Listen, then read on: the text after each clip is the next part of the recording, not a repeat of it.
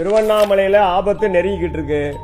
தப்பு பண்ண ஆபத்து உங்களுக்கு நெருங்கிருச்சு. தண்ணி கிடைக்காது, நோய் வந்து சாக போறீங்க. அப்ப எத்தனை ஊசி போட்டாலும் காப்பாற்ற முடியாதா? எத்தனை போலீஸ் பாதுகாப்பு கொடுத்தாலும் இறைவன் கொடுக்கணும். கூடாது, இறைவன் பார்த்துக்கிட்டே இருப்பாரு. நீ செய்யற தப்பு நான் செய்யற தப்பை கேட்டுக்கிட்டே தான் இருப்பாரு.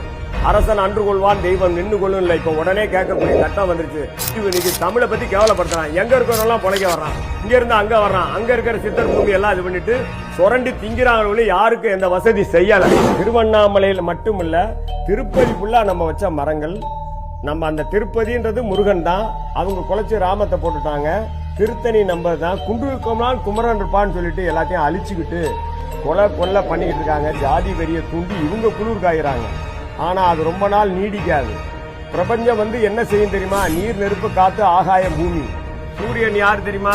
சிவபெருமான கண்ணு. சந்திரனுடைய வலது கண்ணு, இடது கண்ணு. அம்மாளுக்கே பொறுமை தாங்க முடியல. பூமாதேவிக்கே நிலநடுக்கம் வரும், நோய்கள் வரும். கொரோனான்னு வந்து கொண்டாங்க. இப்ப கொரோனா இருக்கு, இல்லாமே செத்துக்கிட்டு இருக்காங்க வாலிப பசங்க. ஏன் தெரியுமா?